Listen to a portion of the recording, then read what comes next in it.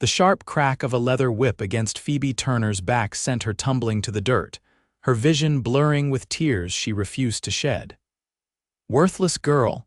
Can't even carry water without spilling it," her Uncle Silas spat, towering over her crumpled form in the dusty yard of their Texas ranch. It was 1875, and at 20 years old, Phoebe had endured more cruelty from her kin than most people faced in a lifetime. Ever since her parents' death from fever 5 years prior, she'd been at the mercy of her mother's brother, a man who saw her as nothing more than another mouth to feed and hands that never worked hard enough. "I'm sorry, Uncle," she whispered, pushing herself up from the ground, the sting of the lash still burning across her shoulders. The broken pieces of the clay water jug lay scattered around her, water soaking into the parched earth. "I tripped on the root. I'll fetch more right away." "Don't bother," Aunt Martha called from the porch, her thin face pinched with perpetual disapproval. "You'll just waste more time. Cousin Jeremiah can do it. He's worth 10 of you." Phoebe kept her eyes downcast as she gathered the broken pottery, the familiar words cutting deeper than any whip. Worthless, burden, waste. These were the names that had become her identity since coming to live at Bitter Creek Ranch. Her fingers trembled as she collected the shards, a small trickle of blood forming where a sharp edge had sliced her palm. "Leave it," Silas commanded. "Go mend those shirts I told you about yesterday, and don't expect any supper until they're done proper this time." She nodded silently, rising to her feet with as much dignity as she could muster. The summer heat bore down mercilessly as she walked toward the house, her faded blue dress sticking to her back where blood had begun to seep through the fabric. "And Phoebe," her aunt called after her, "remember to fetch eggs before sundown. Last time you let that fox get 3 of them. Another mistake like that, and you can sleep in the barn with the animals." The threat was not idle. She'd spent more than one night on straw for infractions far smaller. Phoebe hurried inside, grateful at least for the momentary escape from the blazing sun. In the dim light of the kitchen, she paused at the washbasin, wetting a cloth to press against her bleeding palm. Her reflection caught in the small looking glass hanging nearby large hazel eyes set in a face too thin, framed by rich chestnut hair that had once been her mother's pride. Now it was roughly braided, tendrils escaping to curl around her face, damp with sweat. She didn't allow herself to linger. Self-pity was a luxury she couldn't afford. Taking a deep breath, she gathered the pile of shirts awaiting her needle, settling by the window where light was best. Her fingers worked automatically, the rhythm of stitching as familiar as breathing. Through the open window, she could hear her cousins laughing as they worked the cattle in the corral, the easy camaraderie that had never included her. The sun had begun its descent when Phoebe finished the last shirt. She rubbed her eyes, stiff from hours of concentration, and rose to gather the egg basket. The chickens clucked nervously as she approached their coop, but she spoke softly to them, her gentleness coaxing them to settle. It was only with the animals that she felt any sense of worth. "At least you ladies appreciate me," she murmured, carefully collecting the warm eggs. "8 today, that's good work." The sound of approaching hoofbeats made her pause. Visitors were rare at Bitter Creek, the nearest town of Sweetwater being a half-day's ride away. Curious, she peered around the chicken coop toward the front of the house. A lone rider approached, his form silhouetted against the setting sun. As he drew closer, she could make out broad shoulders, a strong jaw shadowed with stubble, and a Stetson pulled low over his eyes.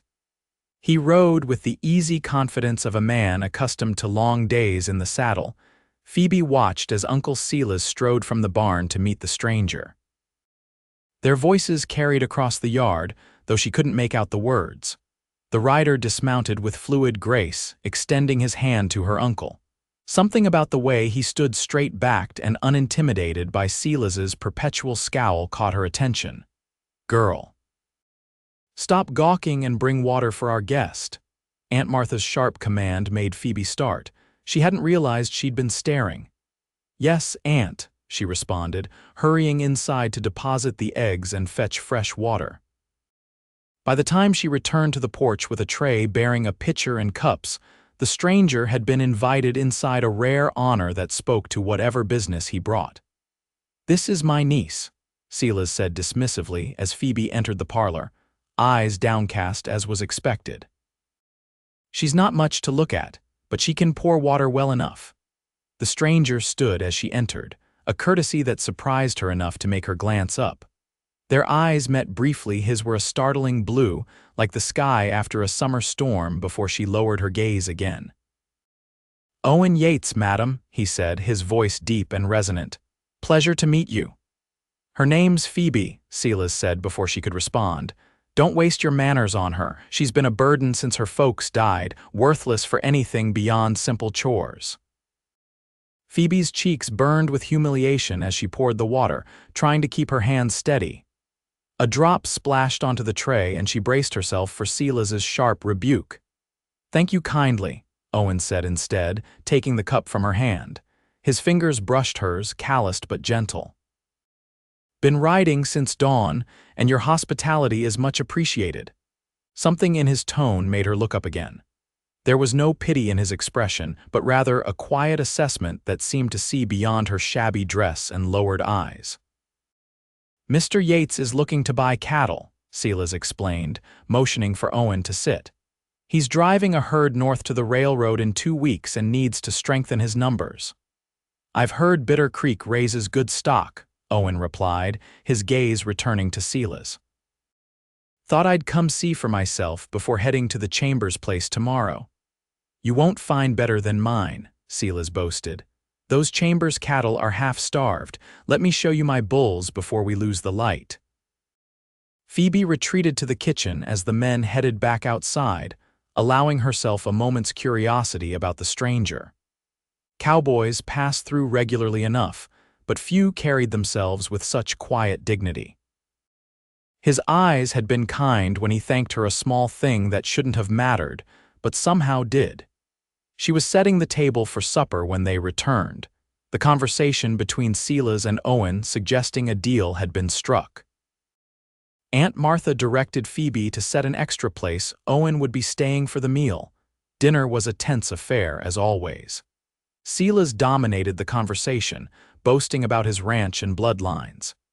Jeremiah and his younger brother Thomas chimed in occasionally, eager to impress the cattleman. Phoebe remained silent, serving food and refreshing water glasses without being asked, knowing that drawing attention to herself would only invite criticism. "So you're driving all the way to Kansas?" Thomas asked, his 16-year-old face alight with the romance of the trail. Owen nodded, cutting his beef with precise movements. "Abilene, got buyers waiting. Good prices this year if you can get your herd there healthy." "How many men you got?" Jeremiah asked. "8. Good men, most been with me 3 seasons now. Could use 1 or 2 more for this drive, though." "Lost a couple to gold fever in Colorado." Silas looked thoughtful. "Jeremiah here's a fine hand with cattle, might be interested in earning some extra money." The conversation turned to trail wages and expectations. Phoebe moved quietly around the table, refilling coffee cups. As she leaned to pour for Owen, she noticed him watching her, his expression unreadable. Self-conscious, she pulled back quickly, but not before he murmured a soft thank you that only she could hear. Later, as she washed dishes in the kitchen, she could hear the men still talking on the porch, the occasional laugh drifting through the open window. It was strange to hear laughter at Bitter Creek, a sound as rare as rain in August. She had just finished cleaning when Aunt Martha appeared, her thin face severe in the lamplight. "Make up the spare room for Mr. Yates. He'll be staying the night." Phoebe nodded, gathering fresh linens from the press. The spare room was seldom used and would need dusting. She worked quickly, opening windows to air out the mustiness, sweeping the floor, and making up the bed with their best sheets saved for important visitors. She was fluffing the pillow when a shadow fell across the doorway. Turning, she found Owen standing there, his tall frame filling the entrance. "Don't mean to disturb you," he said, removing his hat. His dark hair was pressed flat where the Stetson had rested, giving him a boyish look despite the weathered lines around his eyes. "Your uncle said the room would be ready." "Just finishing, sir," she replied, smoothing the quilt one last time. "There's water in the pitcher for washing and fresh towels beside it." She moved to leave, keeping her eyes lowered as she approached the door where he stood. When he didn't immediately step aside, she hesitated, uncertain. "What happened to your hand?" he asked quietly. Startled, she glanced down at her palm where the cut from the broken jug was visible, red and angry against her skin. "It's nothing," she said automatically. "Just a small accident with some broken pottery." His brow furrowed slightly. "Looks deep. Should be bandaged before it festers." "I'll tend to it, sir." She tried again to pass, but he remained in place. "And your back." His voice was even softer now. "I saw the blood on your dress when you were serving dinner." Phoebe froze, mortification washing over her. She thought she'd been careful to keep her back turned away from the table, but clearly he'd noticed. "It's nothing," she repeated, the words sticking in her throat. Owen studied her for a long moment, his blue eyes troubled. "Nothing seems to leave quite a mark on you, Miss Turner." Before she could respond, Aunt Martha's voice called from the bottom of the stairs.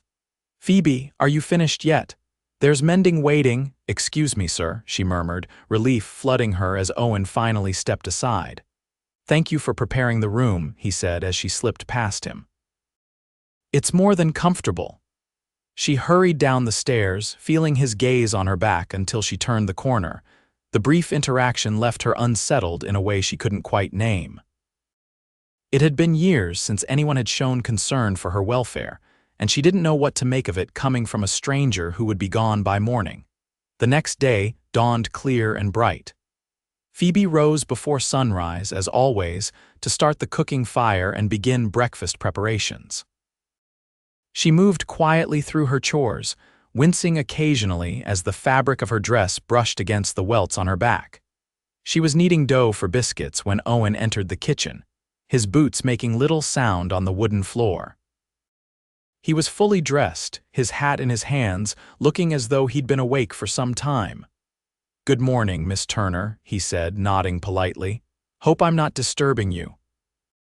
"Not at all, Mr. Yates," she replied, surprised to find him in the kitchen rather than waiting for breakfast in the dining room with the family. "Breakfast won't be ready for another half hour." "That's fine, I'm an early riser." He leaned against the doorframe, watching as she worked the dough. "Been that way since I was a boy. My pa used to say the day was half gone by sunrise." Despite herself, Phoebe smiled faintly. "My father said the same thing." Owen returned her smile, the expression warming his face considerably. "Wise men think alike, I suppose." A comfortable silence fell between them as Phoebe shaped the biscuits and placed them in the cast iron skillet. She was acutely aware of his presence, but found it oddly unthreatening.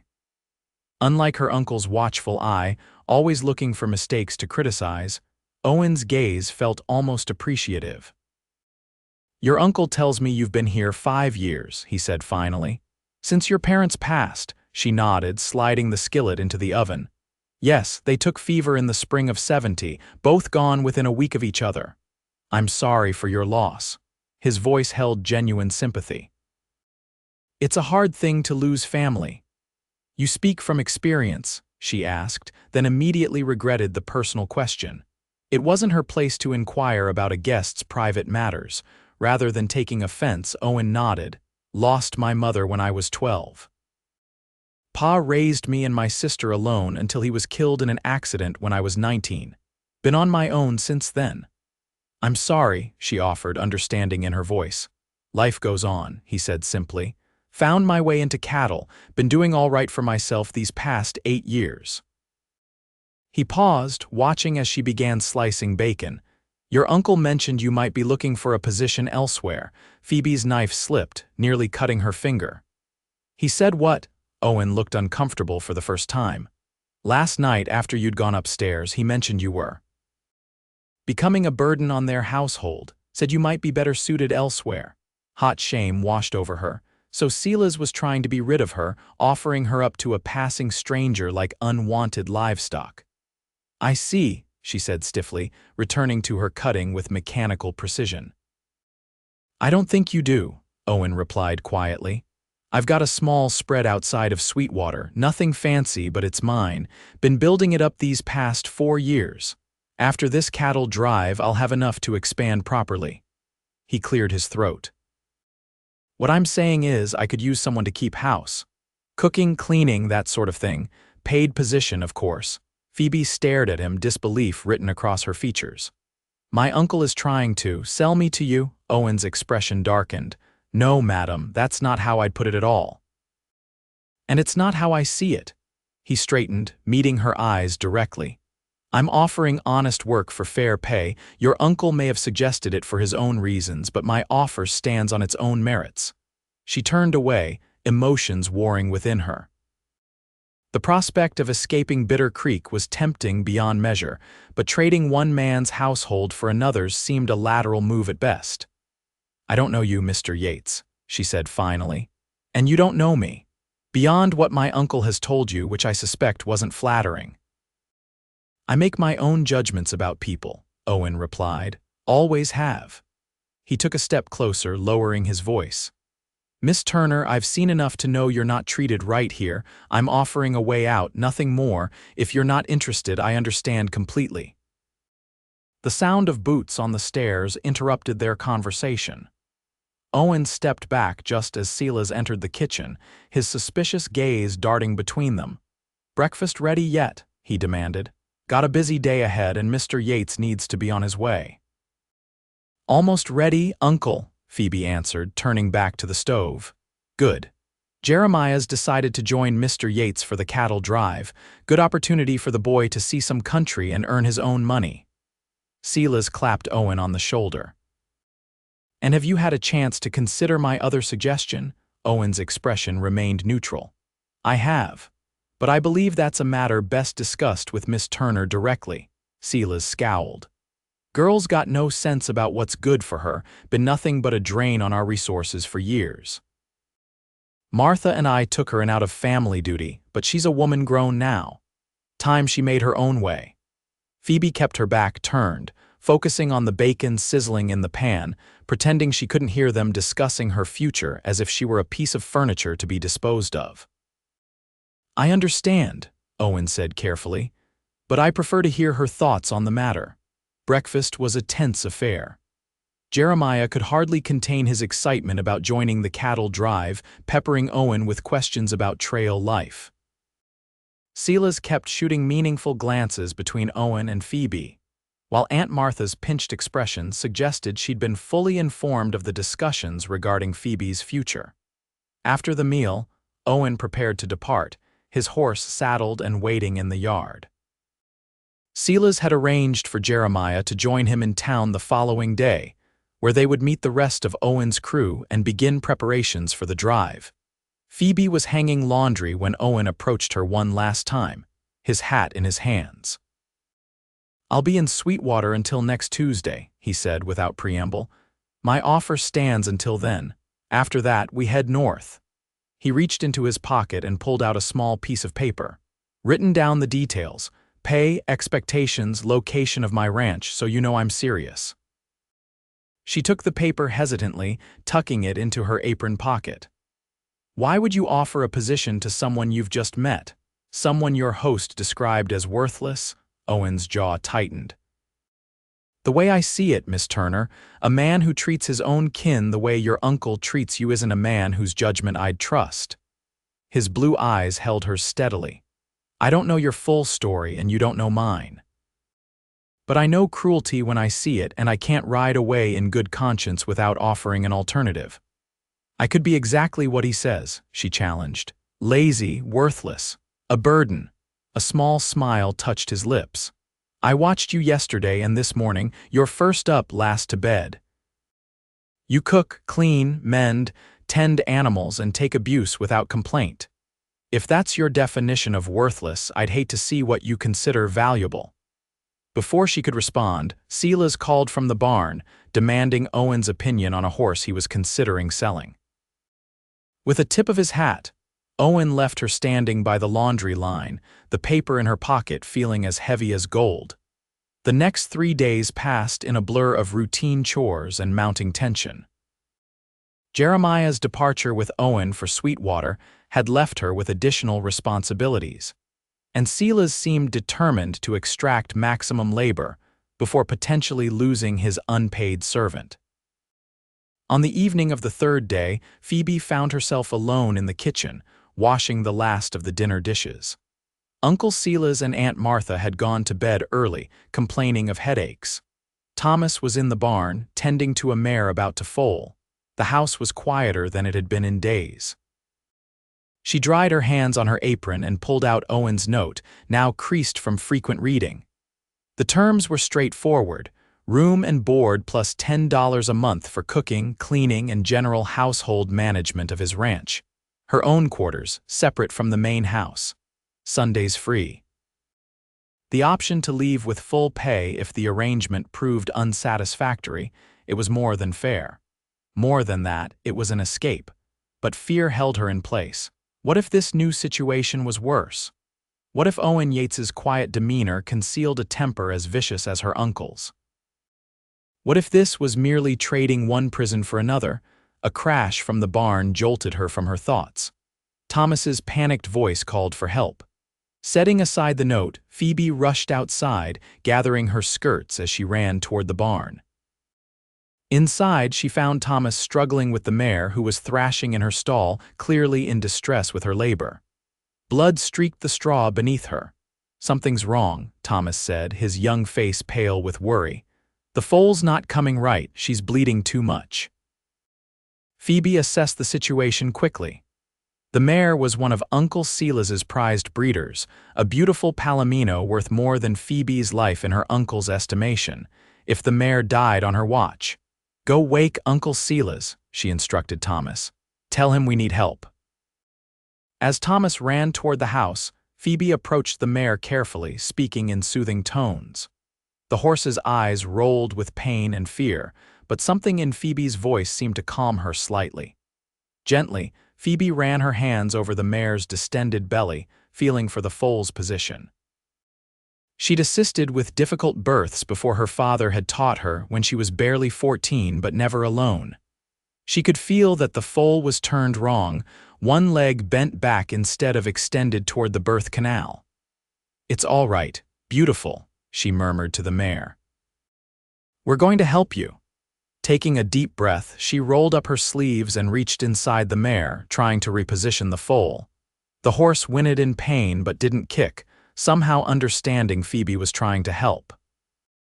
She was elbow deep, fingers finally finding the bent leg when Silas stormed into the barn, Thomas trailing behind him.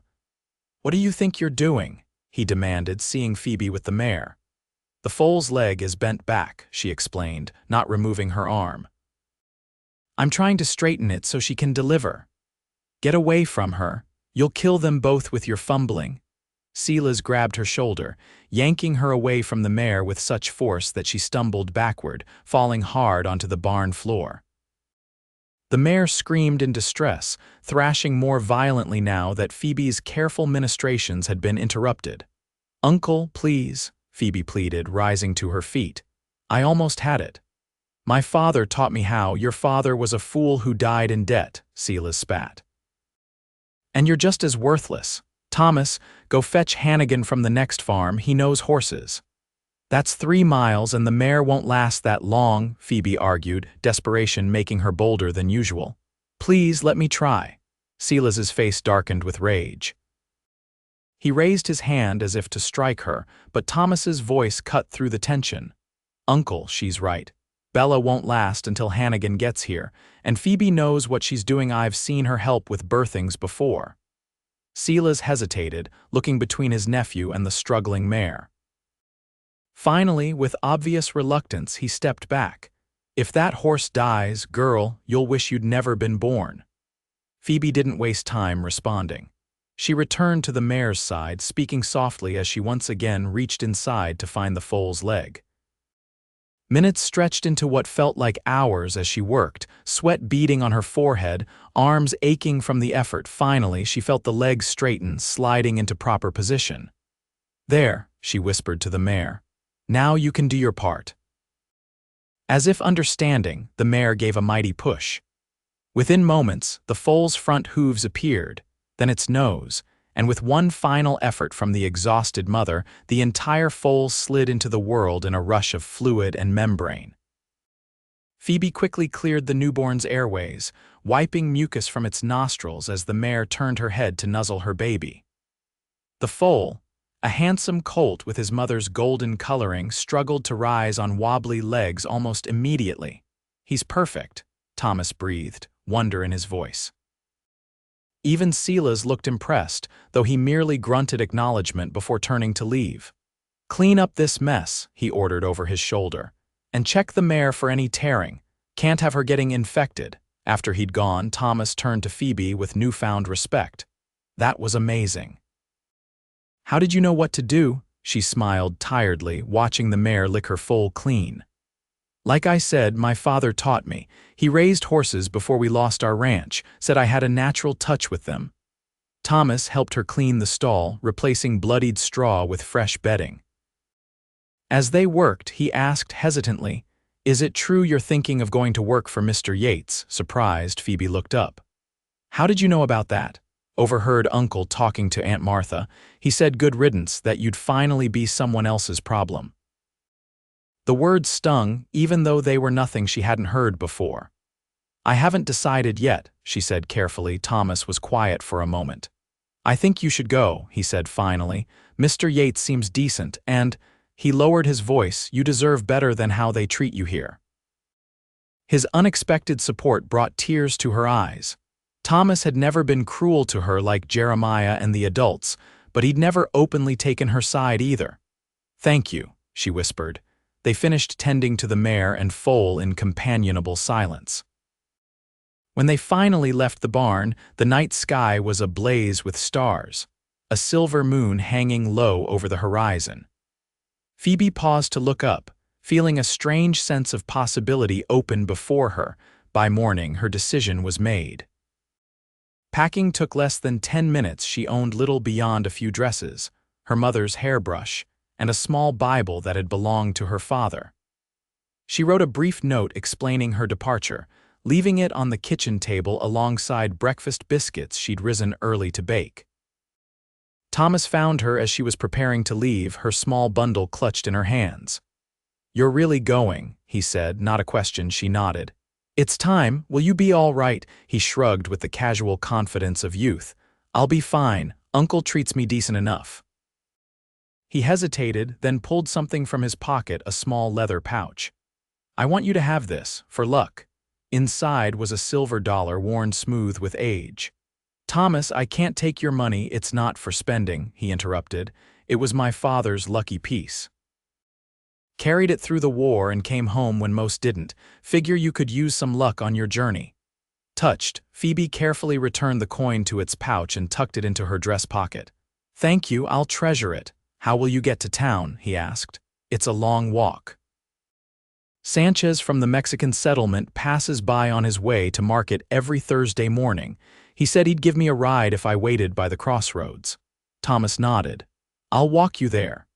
They set off in the pre-dawn light, dew soaking the hem of Phoebe's dress as they crossed the pastures. Neither spoke much, but the silence was comfortable. At the crossroads, Thomas awkwardly offered his hand.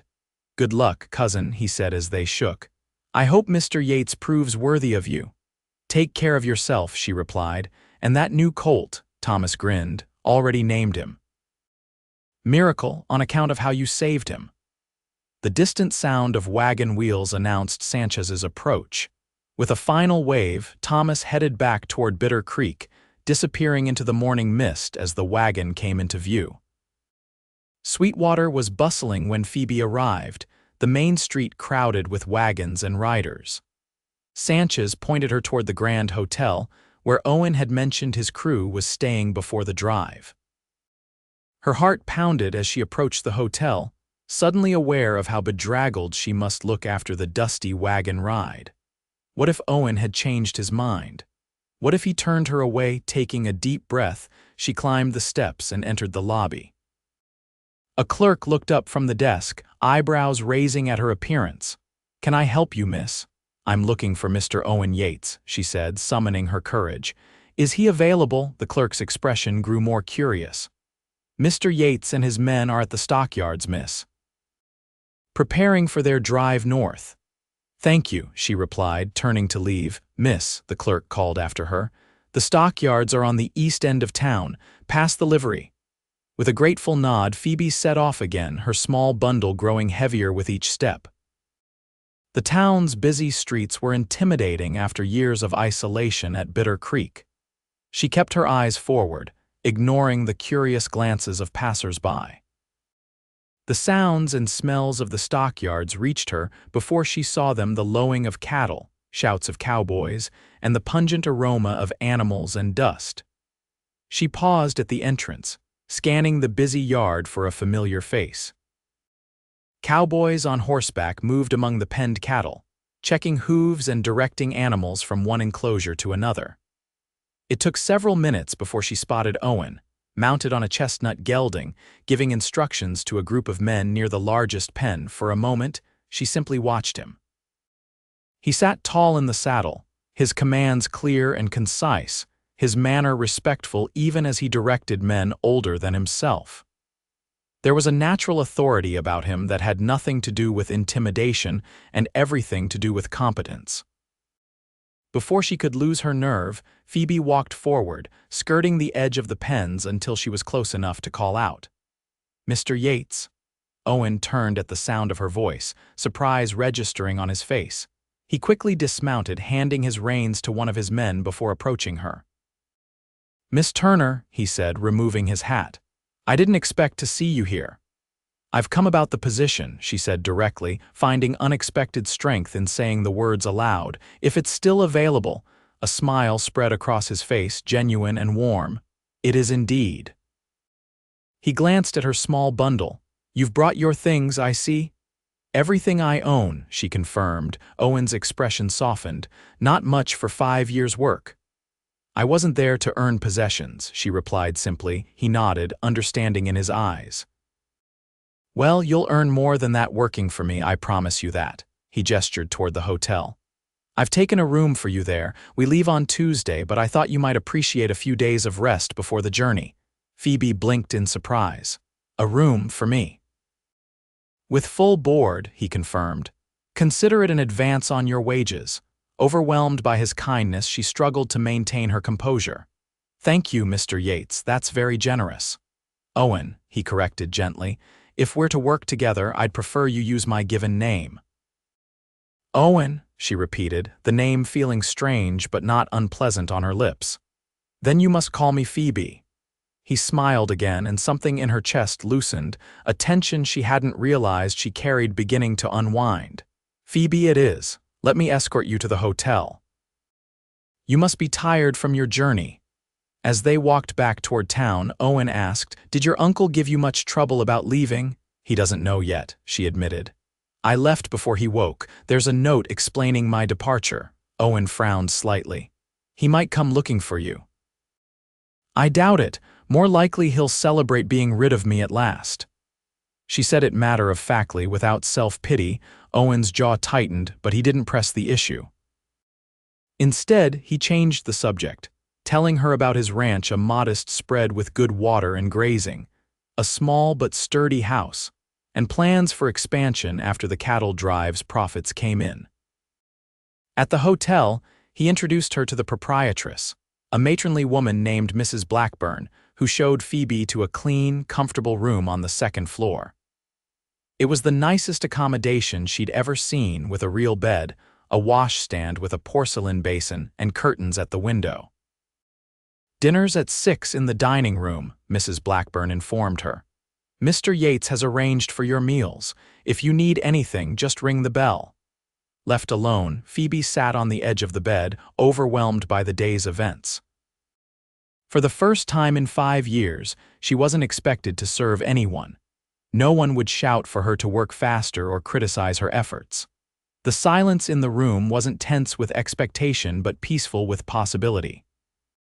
She allowed herself a moment to simply breathe, running her hands over the clean quilt beneath her.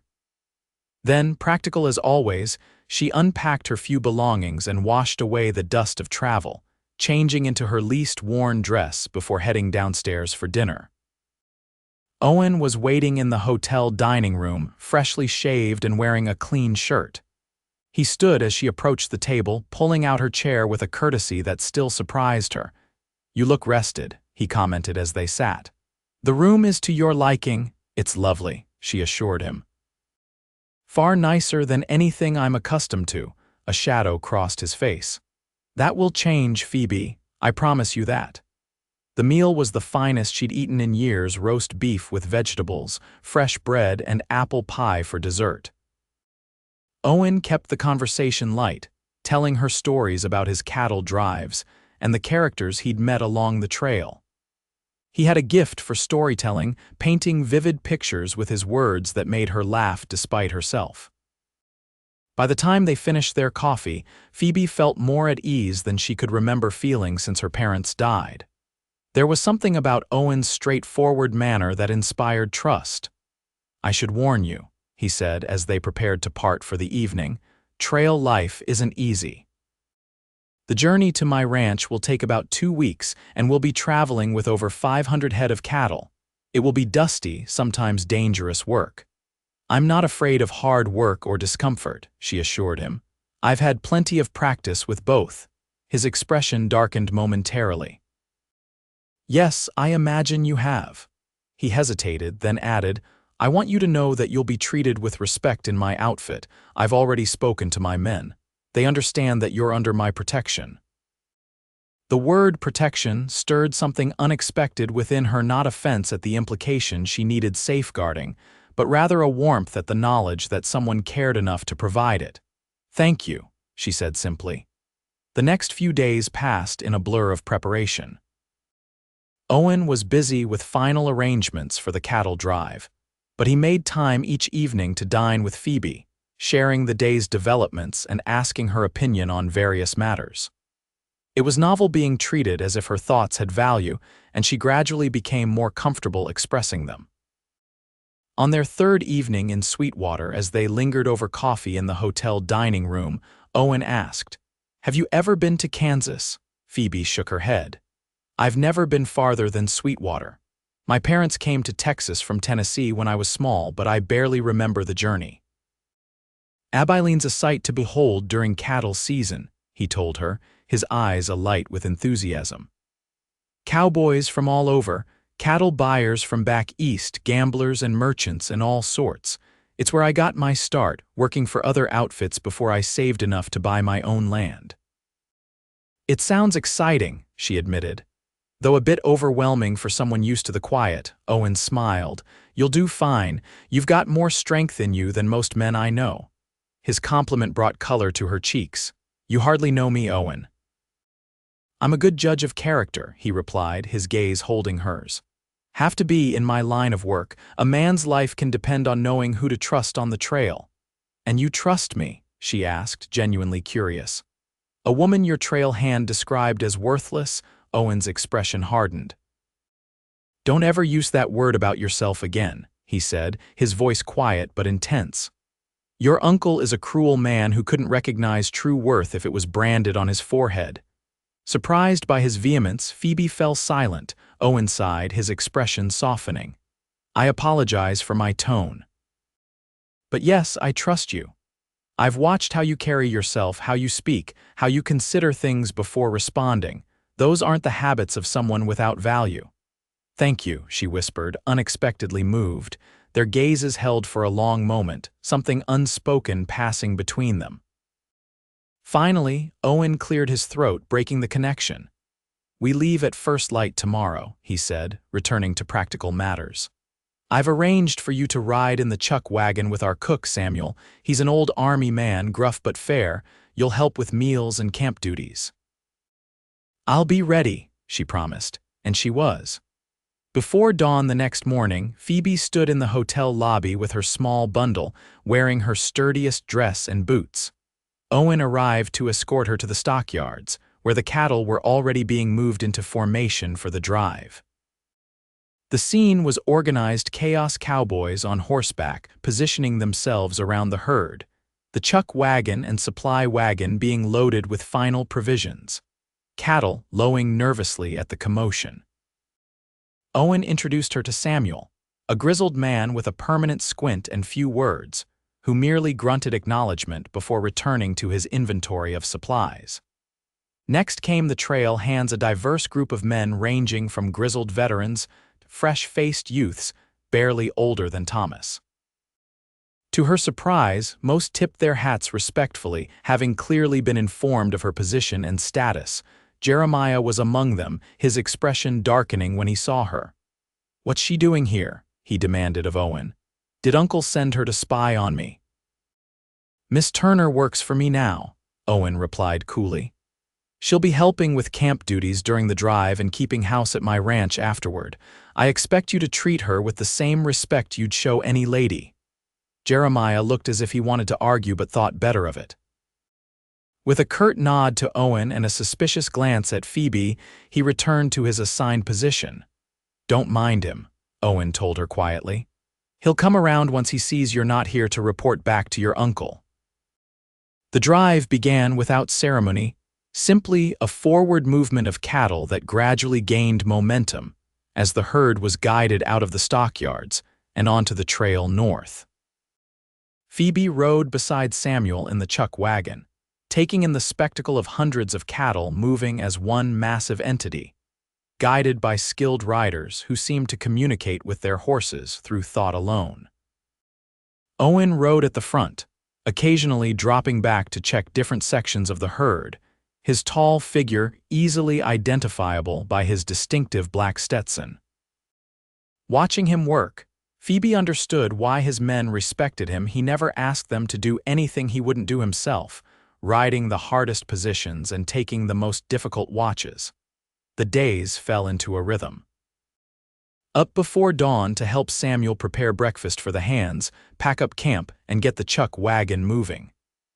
Ride for hours through changing landscape, sometimes beautiful, sometimes desolate, always new to her eager eyes. Stop midday for a quick meal, then back on the trail until evening when they'd make camp, prepare dinner, and set up for the night. It was hard work, but Phoebe thrived on it. For the first time in years, her labor felt purposeful, her contributions appreciated. Samuel, initially taciturn, gradually warmed to her as he recognized her competence and willingness to learn. By the end of the first week, he was teaching her his secret recipes, gruffly praising her biscuits as almost as good as my mama's. The trail hands, too, came to accept her presence, tipping their hats when they came for meals, occasionally sharing trail stories around the evening fire.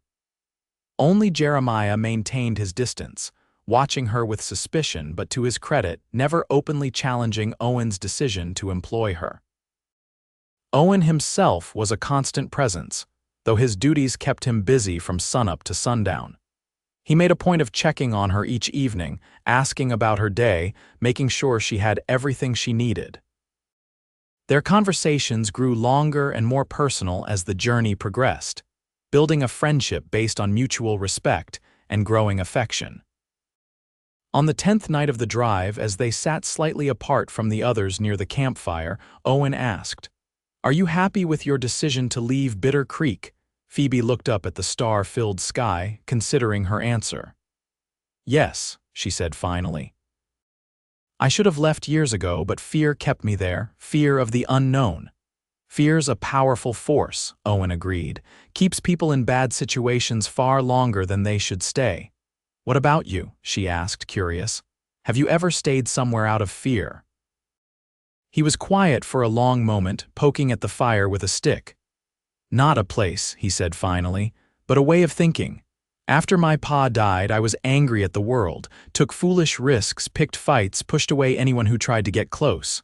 He glanced at her. "Took a near-fatal knife wound in a saloon brawl to wake me up. Realized I was so afraid of losing people that I wasn't letting anyone in at all." "What changed?" she asked softly. "Met an old trail boss who saw something in me worth saving. Gave me a job, taught me the cattle business, showed me there was a future if I was willing to work for it." He smiled ruefully. Guess I'm trying to pay that forward now. Is that why you offered me the position, to pay forward a kindness? Owen turned to face her fully, the firelight casting shadows across his features. That was part of it at first, he admitted, but now, she prompted when he didn't continue. Now I'm selfishly glad you accepted, he said, his voice low. The more I know you, Phoebe Turner, the more I realize how rare you are. Her heart beat faster at his words and the intensity of his gaze. I'm just an ordinary woman. There's nothing ordinary about you, he countered. You've endured cruelty without becoming cruel. You've been told you're worthless while proving your worth every day. You face each challenge with quiet dignity that humbles me. Overwhelmed by his praise, Phoebe looked down, unable to hold his gaze. You see more in me than is there. Gently, Owen reached out, tilting her chin up until their eyes met again.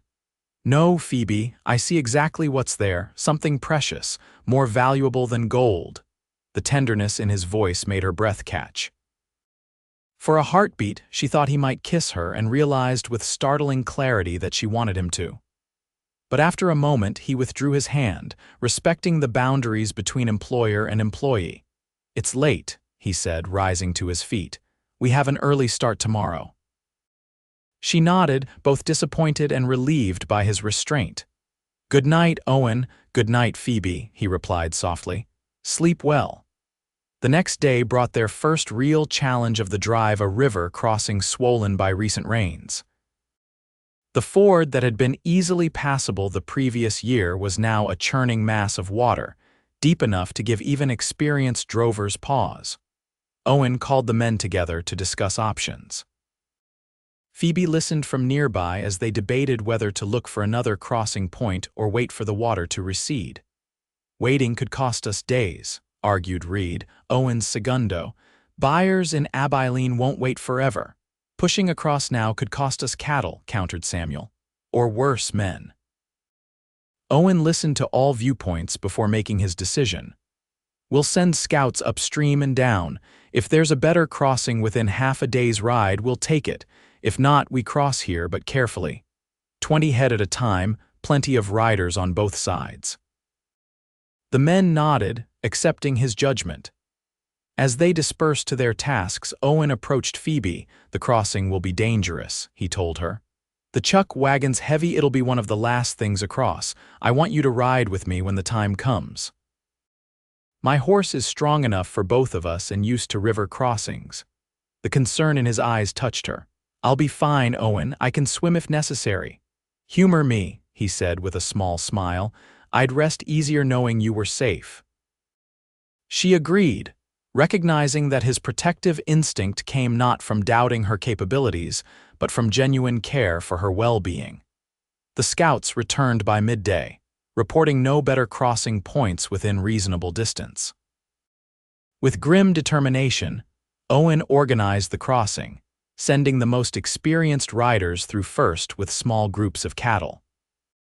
By late afternoon, more than half the herd had made it safely across.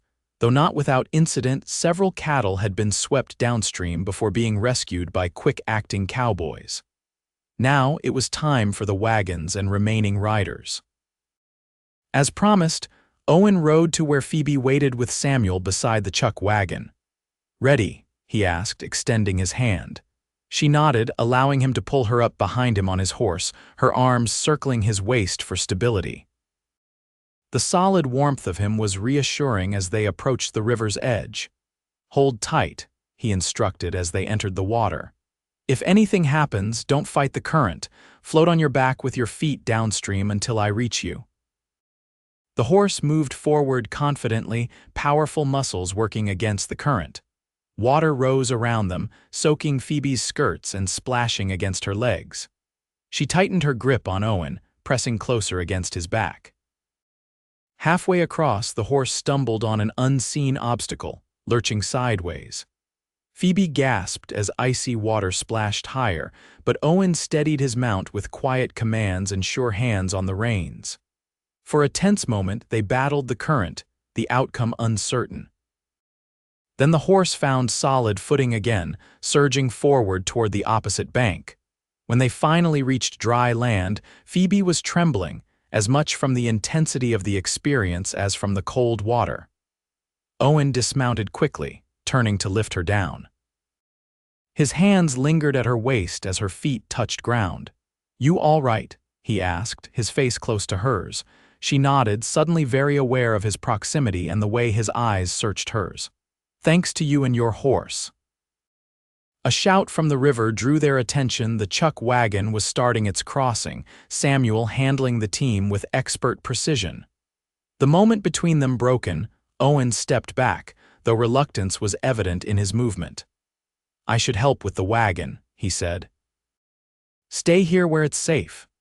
She watched as he remounted and rode back toward the river, his tall figure straight and confident in the saddle. Something had shifted between them during that crossing. A line crossed as surely as they'd crossed the river. By nightfall, the entire herd, all hands, and both wagons had made it safely across, though everyone was soaked and exhausted. Jeremiah had distinguished himself by rescuing a stray calf that had been separated from its mother, earning approving nods from the veteran hands. That night, as Phoebe helped serve the evening meal, she noticed Jeremiah watching her with less hostility than before. When she handed him his plate, he actually nodded in thanks, a small gesture, but significant given their history. Later, as the camp settled for the night, Owen found her by the fire, offering a blanket for additional warmth. "You handled the crossing well today," he said, settling beside her. "Not many women would have kept their composure." "Not many women get the opportunity to find out what they're capable of," she replied. Owen smiled. "True enough." He studied her profile in the firelight. "What do you think you'll do after we reach my ranch? Beyond the housekeeping duties, I mean." Phoebe considered the question. "I'd like to plant a garden. I've always enjoyed growing things, and perhaps learn more about cattle. I find them fascinating." "You'd make a fine rancher," he observed. "You've got the right temperament, patient but decisive." "A woman rancher?" she asked, amused by the notion. "That would raise some eyebrows." "Why not? The land doesn't care who tends it so long as the work gets done right." His expression grew more serious. "Phoebe, I want you to know something. The position I offered, it's yours for as long as you want it. But I don't expect you to stay forever if you find something better." "Something better," she echoed, puzzled. "Another position, or," he hesitated, "if you were to marry someday, I wouldn't stand in your way." Phoebe felt a strange disappointment at his words. "Are you trying to be rid of me already, Mr. Yates? We haven't even reached your ranch." "Just the opposite," he said quietly. "I'm trying to make sure you understand you're not trapped with me. You're free to choose your path." The significance of his words wasn't lost on her. Unlike her uncle, who had treated her as property, Owen was offering her autonomy, the freedom to stay or go based on her own desires. "Thank you," she said softly. "That means more than you know." The remainder of the journey passed without major incident. As they neared Abilene, the landscape changed, becoming more settled with occasional farms and small communities. The anticipation among the cowboys grew. Abilene meant the end of the drive, payment for their work, and the pleasures of a town after weeks on the trail. For Phoebe, it meant the beginning of her new life. After the cattle were delivered and the men paid, she and Owen would begin the journey to his ranch near Sweetwater, her future home, at least for now. Abilene lived up to Owen's descriptions, a bustling cattle town filled with the sounds of commerce, music from saloons, and the constant movement of people from all walks of life. The cattle buyers were impressed with the quality of Owen's herd, and the price negotiated exceeded his expectations.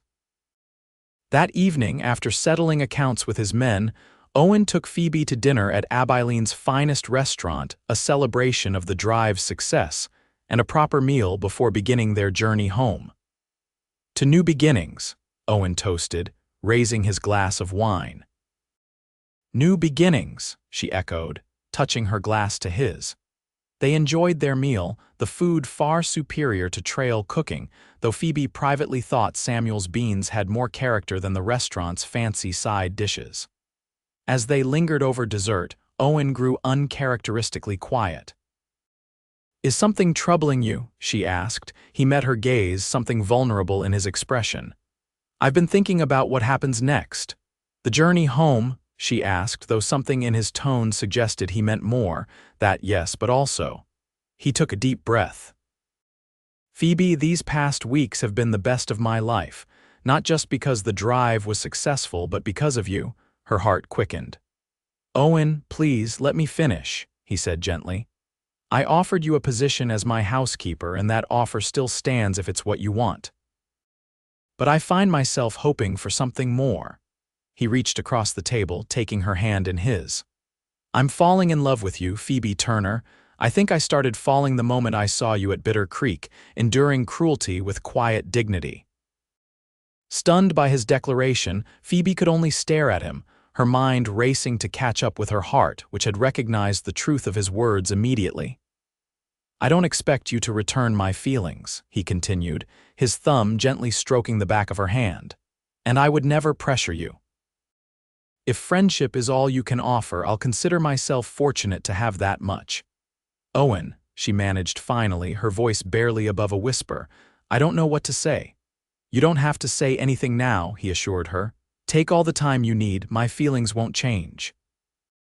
She looked down at their joined hands, then back to his face, open, honest, vulnerable in a way few men would allow themselves to be. In that moment, she recognized what had been growing in her heart since Sweetwater. "I don't need time," she said softly. "I think I've been falling in love with you too, I just didn't dare name it." The joy that spread across his face was like sunrise breaking over the plains. "Phoebe," he breathed, raising her hand to his lips. "You saw worth in me when everyone else saw nothing," she continued, emotion thickening her voice. "You offered respect when I'd only known contempt. How could I not love you for that?" Owen stood, moving around the table to kneel beside her chair, heedless of the curious glances from other diners. "Phoebe Turner, I'm not a wealthy man, but everything I have is yours if you'll have me. Will you marry me?" Tears blurred her vision as she nodded. "Yes," she whispered. "Yes, I will." His smile could have lit the prairie at midnight. Rising, he pulled her gently to her feet and into his arms, his lips finding hers in a tender kiss that promised a lifetime of love and respect. They were married 3 days later in Abilene, with Samuel standing as Owen's best man and the kindly wife of the hotel proprietor serving as Phoebe's matron of honor. The ceremony was simple but heartfelt, the beginning of a partnership based on mutual admiration and genuine love.